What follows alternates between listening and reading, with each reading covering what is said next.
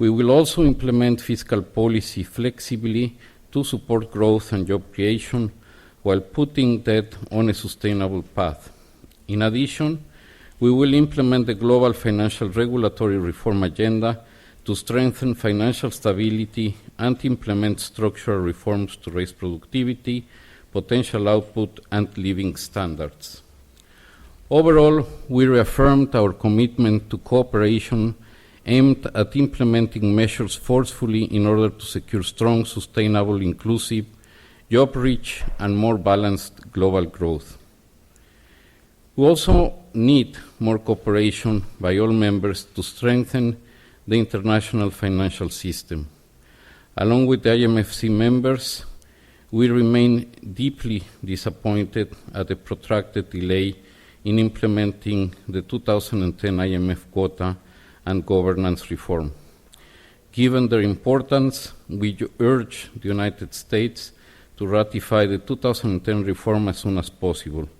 At the same time, the IMF Executive Board is to complete its work on an interim solution that will meaningfully converge quota shares to the levels agreed under the 14th General Review of Quotas.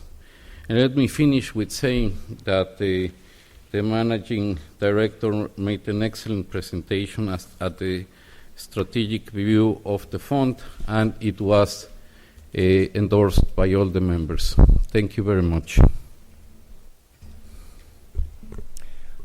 Well, good afternoon to all of you. Thank you so much, Chairman Carsten, dear Agustin. It's a pleasure working under your leadership as Chairman of the IMFC. I will maybe just focus on 3 points. I presented to the IMFC the global policy agenda, which many of you have seen if you attended the yesterday press conference. And the global policy agenda focuses on what we see as critical initiatives going forward, and also how we want to improve our services to the membership around the theme of AIM. AIM for agility, being more agile, I for being more integrated in the services that we offer, and M for being more member-focused. I think that was very strongly endorsed by the membership, and we will apply our energy, the collective brain power of the institution, to do precisely that. And we will apply AIM at the 3 key areas of activity that we have. One is policy advice and surveillance, and certainly there was a strong echo in the room of the fact that all issues, all problems are strongly interconnected, and more so than ever. The second activity, and as a result, we will be looking at issues that are of a global nature and have spillover effects, such as climate change, such as migration, such as capital flows. In the lending area, the membership approved the progress that we made in enhancing our lending, particularly to low-income countries. As those of you who follow the fund know, we have announced it and presented it in Addis Ababa at the Financing for Development Summit, and that was certainly very strongly supported as well. And we will continue adjusting and adapting our lending facilities to the needs of the membership. On the third point, in capacity building, technical assistance, training that we provide, we will continue to also provide as much as we can online. That is certainly highly appreciated by the membership, and we will try to leverage our knowledge base in order to provide knowledge in context and tools that the members can actually use in their day-to-day life as finance minister or governors of central bank. Thank you. Thank you very much.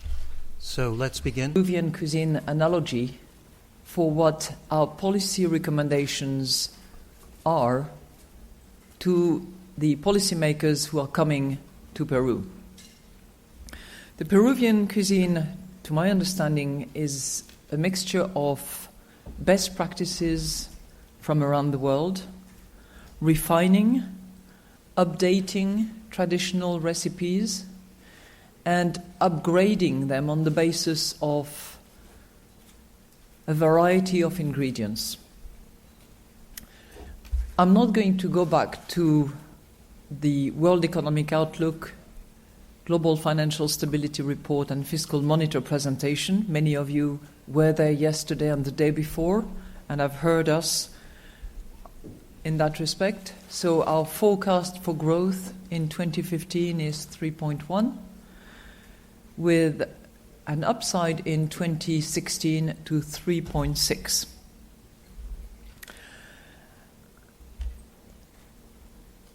Some would argue that it's not big enough a dish to respond to the global unemployment and poverty levels around the world that policymakers would like to reduce. So my key message to global policymakers is that they need to apply those recipes of Peruvian cuisine. Look at the best practices around and upgrade their policies in order to reinvigorate growth. So at these meetings, we will discuss and share experiences, how to create a better policy mix with stronger, more durable, and more inclusive growth. We have summarized our recommendations for stronger growth in the Global Policy Agenda. This is the document that I think has been made available to you. And it includes not only our Global Policy Agenda, but it includes also how we are going to focus the IMF in order to help and respond to the membership needs. Today I want to go into 3 key ingredients. First of all, manage the economic transitions. There are many transitions occurring at the same time. First of all, on everybody's mind, China's shift to a new growth model. Second, the normalization of US monetary policy. And third, the adjustment to a potentially prolonged cycle of low commodity prices. They need to be managed, and they can be managed, with a policy mix that includes demand support through the arm of monetary policy and fiscal policy, financial stability measures, and structural reforms. Second recommendation in our policy mix, watch out for spillover effects. For example, central banks in advanced economies should and might actually already give consideration to the risks of spillovers from their policy decisions. And emerging economies should firmly address the build-up of corporate leverage and foreign debt. Third component, so manage the economic transition, watch out the spillover effects and take them into account. Third, clearly, international cooperation is key. And what we are seeing around the world in terms of challenges, in terms of headwinds, are of an international nature. Whether it's economic spillovers, whether it's the refugee crisis, and not just from the Middle East, whether it's international development, whether it's climate change, no country can go it alone. And international cooperation is more needed than ever.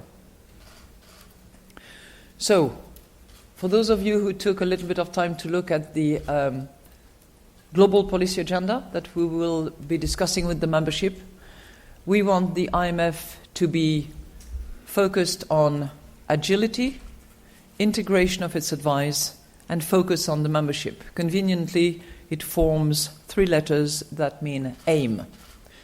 Agility, integrated advice, member-focused. And that's what we are applying, whether you look at Ebola in terms of agility, quick response, cash in the bank, whether you look at the macroprudential advice and the analysis of the financial linkages that we include in our analysis in terms of integration, and how we rely on other sister international organizations' data and experience in order to build up our own recommendations.